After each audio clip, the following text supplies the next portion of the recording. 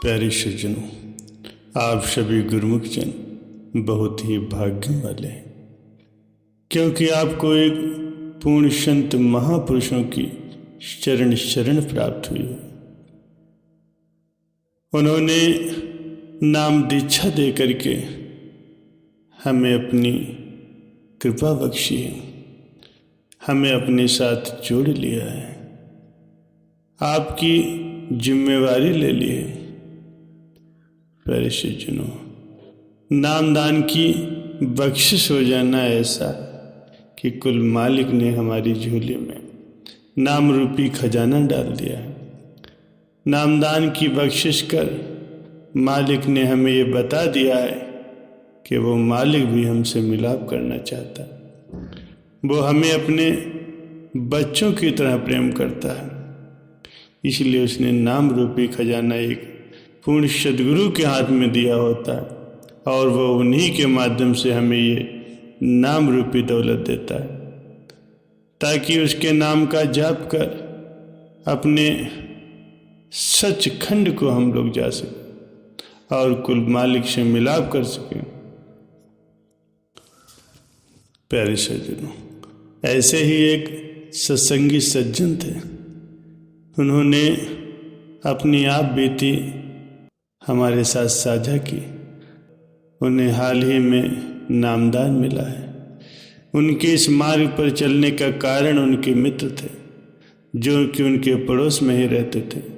वो एक सत्संगी परिवार से थे, जिनके घर उनका आना जाना लगा रहता था और वो एक अच्छे मित्र भी थे। उनकी मित्रता के कारण ही दोनों परिवारों की अच्छी बनती थी और एक दूसरे के घर पर आना जाना था। प्यारे सज्जनों, आप तो जानते ही हैं, जहाँ पर मालिक के प्यारे होते हैं वहाँ पर नाम की कमाई करने वाले जरूर होते हैं और उनको देखकर और लोग भी उनसे प्रभावित होते हैं। उनकी रहनी सहनी को देखकर लोग उनसे आकर्षित होते हैं। ऐसे ही वो उनको देखकर बहुत प्रभावित होते थे। वह अक्सर पूछते थे कि आपको नाम मिला हुआ है, आप नाम की चर्चा करते हैं, तो ये नाम क्या होता है और उसे लेने के लिए क्या करना पड़ता है और ये कहाँ से मिलता है। ये सुन कर के पहले तो उनके मित्र सत्संगी जो थे वो मुस्करा दिए। उन्होंने कहा, भाई, नाम कोई वस्तु नहीं, कोई पदार्थ नहीं है जिसे शब्दों में बताया जा सके। वो नाम जब मिल जाता है तभी उसका एहसास होता है। तो उन्होंने पूछा, इसका क्या मतलब होता है जब किसी को नाम मिल जाता है? इस प्रश्न का उत्तर आपको तभी पता चल पाएगा जब आप इस मार्ग पर चलेंगे। ऐसी ही अनेक प्रकार की बातें उन दोनों के बीच में हुआ करती थी। उन्होंने कहा, भाई, मैं आपको ज़्यादा तो नहीं बता सकता, लेकिन आपको अवश्य ही बताऊंगा। जब हमें नामदान की बख्शिश हो जाती है, जब हमें एक पूर्ण संत महापुरुषों के द्वारा नाम मिल जाता है, तो हमें सचखंड लेकर के जाना, हमारे सच्चे धाम को लेकर के जाना उन संत सद्गुरु की जिम्मेवारी हो जाती। वो सद्गुरु महापुरुष पूरी कोशिश करते हैं कि जिन्होंने उनसे नामदान लिया है या फिर जिनको उन्होंने नाम की बख्शिश की है, वो अपने सच्चे धाम उस कुल मालिक के पास चले जाएं और उस कुल मालिक के साथ उनका मिलाप हो जाए, उनका आना जाना जीना मरना सब समाप्त हो जाए, उन्हें मुक्ति मिल जाए। ये नाम की बख्शिश एक अनमोल दौलत है जिसका कोई मोल नहीं। जब ये जीव को मिल जाती है तभी इसकी खुशी जाहिर हो सकती है। कुछ सत्संगी प्रेमियों से ये भी सुनने को मिलता है, जब उन्हें नाम की बख्शिश हुई तब उन्हें ऐसा लगा कि दुनिया की अनमोल दौलत उन्हें मिल गई जिसके वो काबिल भी नहीं थे। इस दौलत का कोई मोल ही नहीं है। वो अनमोल दौलत हमारे सद्गुरु ने हमारी झोली में डाल दी। दुनिया से सदगुरु ने हमें ढूंढ कर अपनी कृपा हम पर बख्शिश की है, हमें नाम की दात बख्शिश की है, हमें अपनी शरण में लिया है, काम क्रोध लोभ और अहंकार की अग्नि से बचा लिया है। प्यारे सज्जनों, सत्संगियों का कहना है कि नाम से ऊपर कुछ नहीं होता। अगर आपको एक पूर्ण संत सदगुरु के द्वारा नाम की बख्शिश हुई है तो आप बहुत ही भाग्यों वाले जीव। आपको सदगुरु ने इतने करोड़ों जीवों में से चुनकर को अपनी शरण बख्शी है, तो आप समझ सकते हैं कि आप कितने भाग्यों वाले।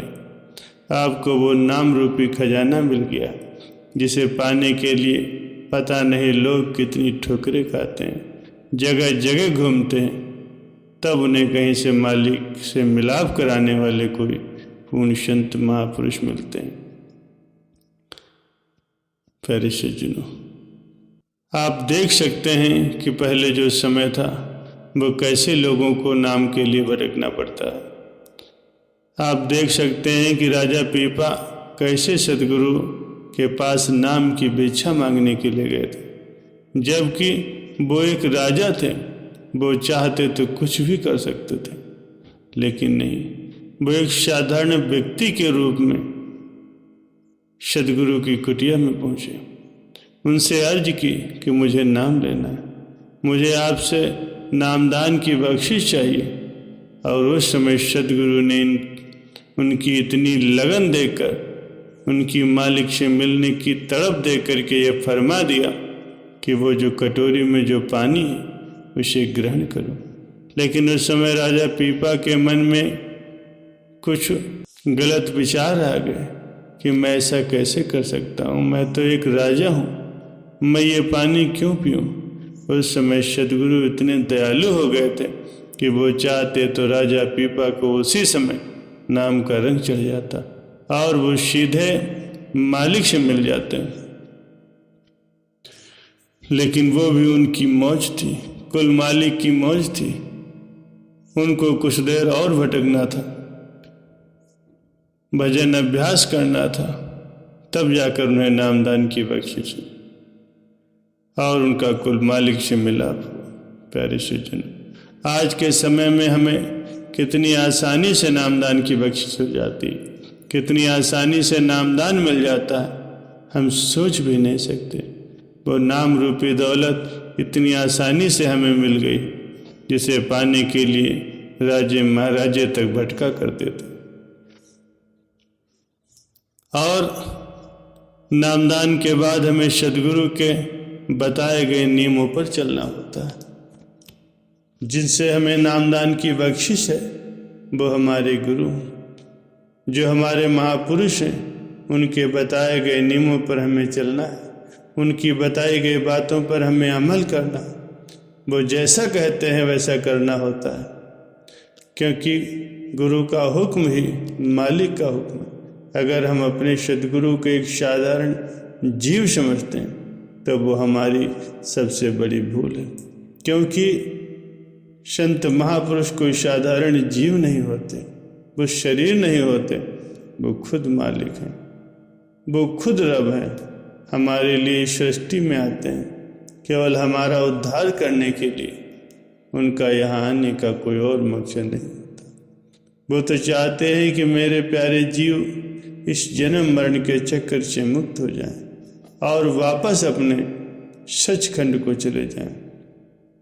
इसलिए वो केवल नाम का प्रचार करते हैं और ज़्यादा से ज़्यादा जीवों को नाम सिमरन करने के लिए, भजन अभ्यास करने के लिए प्रेरित करते हैं। प्यारे सज्जनों, नामदान के बाद ये हमारे ऊपर निर्भर करता है कि हमें उनके बताए गई बातों पर चलना है। अगर जीव का उनसे प्यार है तो वो कभी भी नाम सिमरन में नांगा नहीं डालता, भजन सिमरन में नांगा नहीं डालता। वो रोज बताई गई बातों पर अमल करता है और अपने सदगुरु की खुशियाँ हासिल करता है। नामदान देकर सदगुरु ने अपनी तरफ से सभी फर्ज निभा दिए। उस कुल मालिक ने हमें वो सभी कुछ बता दिया है, वो नाम रूपी दौलत दे दी है। उसके बाद अब हमारी बारी आती है, हमें उनके बताए गए नियमों पर चलना होता। लेकिन बड़े ही अफसोस के साथ कहना पड़ता है कि हम में से कुछ सत्संगी ऐसे हैं जो सद्गुरु की बताई गई बातों पर नहीं चलते, नाम सिमरन नहीं करते, भजन अभ्यास नहीं करते। प्यारे सज्जन, उन सत्संगी भाइयों की बातों को सुन करके वो सज्जन बहुत ही प्रभावित हुए। उन्हें ऐसा लगा कि उन्हें सत्य का ज्ञान हो गया है। जैसे एक झलक उन्हें मिल गई है, उनके अंदर तड़प पैदा हुई कि उन्हें भी नामदान चाहिए, उन्हें भी रूहानियत से जुड़ना चाहिए। उन्होंने अपने मित्र से कहा, भाई साहब मुझे भी नाम लेना है, मुझे भी रूहानियत से जुड़ना है। प्यारे सज्जनों, कुछ दिनों के बाद उन्हें भी नामदान की बख्शिश हो गई। जैसा कि आप जानते हैं कि नाम बख्शिश के समय संत सद्गुरु के द्वारा बताया जाता है, उन नियमों का हमें पालन करना होता है। ऐसे ही उन्होंने भी वो सभी बातों का पालन करना शुरू किया।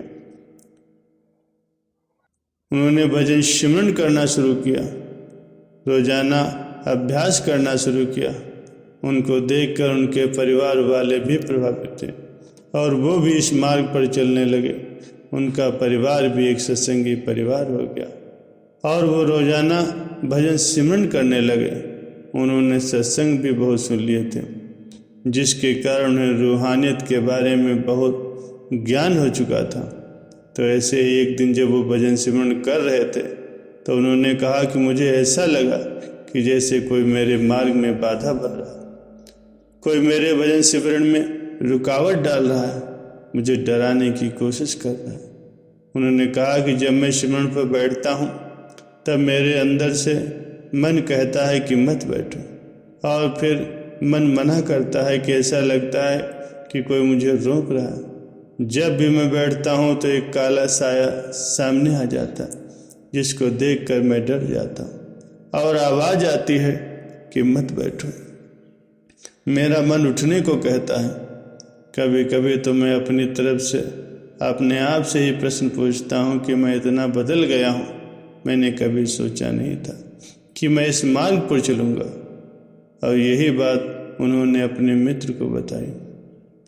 जब बातें उन्होंने अपने मित्र को बताई तो वो समझ गए कि इनकी क्या समस्या, इनके साथ ऐसा क्यों हो रहा है। उन्होंने कहा, जब जीव को सद्गुरु के द्वारा नाम की बख्शिश हो जाती तब जीव नाम श्रवण में बैठना शुरू कर देता है, भजन सिमरन करना शुरू कर देता है। कुछ जीवों के साथ ऐसा होता है, उन्हें ऐसा लगता है कि कोई उनके रास्ते में रुकावट डाल रहा है, उन्हें भजन सिमरन से उठने के लिए कहता है। तो इससे उन्हें डरने की ज़रूरत नहीं। वो रुकावटें काल की होती हैं, वो इसलिए होती हैं क्योंकि पहले हम उसके अधीन थे।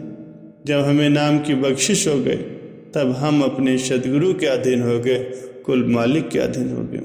और ये सब देखकर उस काल को अच्छा नहीं लगता। ये जायज़ सी बात है कि जब हम किसी के अधीन हों और एकदम से उसकी अधीनता छोड़ करके सतमार्ग पर चलना शुरू कर दें, तो जिसके हम अधीन थे वो हमारे मार्ग में रुकावट तो अवश्य ही डालेगा। वो नहीं चाहेगा कि ये जीव हमारे दायरे से छूट करके कुल मालिक से मिलाप कर ले। वो काल चाहता है कि ये मेरे ही अधीन रहे, इसी मोह माया में ये जीव फंसा रहे और बार बार जन्मता और मरता रहे और मेरे अधीन बना रहे। लेकिन जब एक संत सद्गुरु के द्वारा हमें नाम की बख्शिश हो जाती तब हमारे ऊपर उसका जोर नहीं चलता। वो कुल मालिक हमारी संभाल करता है, हमारी रक्षा करता है। हमें किसी से डरने की ज़रूरत नहीं, हमें अपने सद्गुरु पर पूरा विश्वास होना चाहिए।